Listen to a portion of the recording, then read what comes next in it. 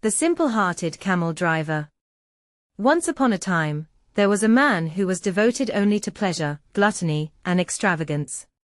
He was lazy, lacked any marketable skill, and hated work.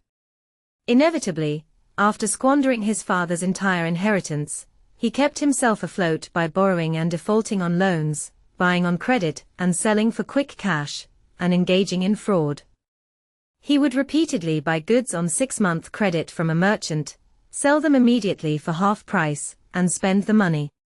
He would rent a house, buy furniture on installment, and then suddenly flee. He opened a shop, took goods on consignment, and then vanished, consuming people's wealth in this manner for a long time. But a crooked path never leads to a good end, and dishonesty eventually brings disgrace. One day, a creditor finally brought a complaint, and the city ruler had him arrested and thrown into prison. Creditors appeared from every corner. Since his long history of deception was now public knowledge, no one offered him any leniency or trust. The bankrupt swindler remained in jail for a very long time. Having exhausted all his reputation and credit in the city, the bankrupt man grew strangely content with his imprisonment. He rationalized, "I have nothing left but a body, which the prison clothes cover, and a stomach, which the prison food fills." He stayed in prison, and since he felt he had nothing left to lose, he began preying on the other prisoners. He would steal their meals, and whenever he saw a tempting morsel, he wouldn't rest until he had snatched it. He cast aside all shame and kindness, driven only by his relentless gluttony. Tormented by his antics, the prisoners complained to the jailer, and word eventually reached the judge, who came to inspect the prison. The prisoners told the judge, "Isn't the suffering of prison enough for us? This wicked man has become a plague on our lives. He eats whatever he sees. No one is safe from him. We beg you, either separate him from us or find some way to remove this evil." The judge considered this and said, "You are right. Prison is a punishment only for those who dislike it. When a man becomes fond of prison, he will never become proper or learn to work. We must release him so he is forced to earn a living. If he hasn't learned his lesson, we will send him to a hard labor workshop." The judge called the bankrupt man and commanded him, "You must provide documentation for your creditors and leave this prison." The bankrupt man replied, "I am completely destitute. I have no star in the 7 heavens," meaning he was utterly penniless, and the bankrupt are under God's protection. The judge countered, "If you are bankrupt, no one can touch you, but a credible witness must testify to your destitution." The bankrupt man scoffed, "All these prisoners are witnesses. I have no others." The judge said, "The prisoners are all convicted criminals, so their testimony is inadmissible. Besides, they are the ones complaining about you."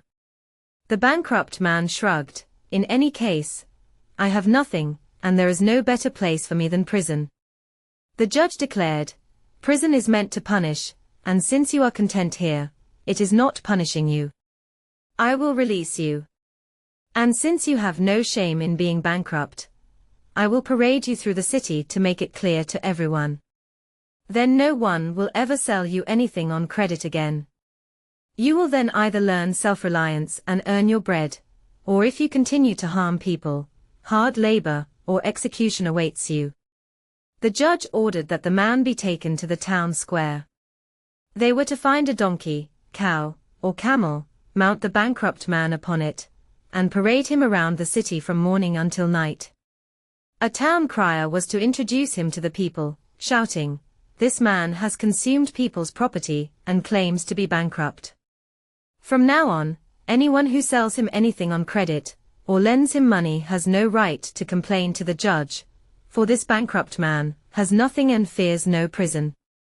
The officials believed this public humiliation would disgrace the swindler, prevent him from cheating anyone else, and force him to find honest work, or leave the city. They brought him to the square, where a crowd gathered. The judge's representative announced their need for an animal. At that moment, a wandering firewood seller, a simple-hearted man, who had just delivered a load with his camel, stepped forward.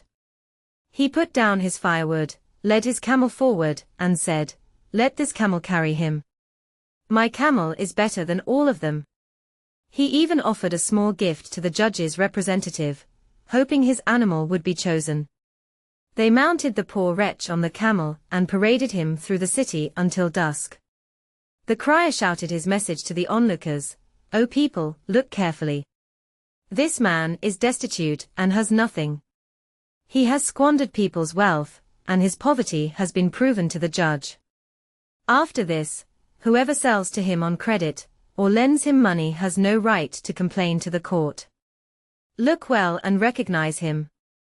In every street and alley, they kept the camel in view and explained the matter in Persian, Kurdish, Luri, and Turkish to the crowds. The simple-hearted camel driver, accompanying his camel, was present for every shout and declaration. As soon as night fell, they dismounted the bankrupt man in the same square and freed him. They returned the camel to the camel driver and departed. The bankrupt man tried to leave, but the simple-hearted camel driver grabbed his robe and stopped him.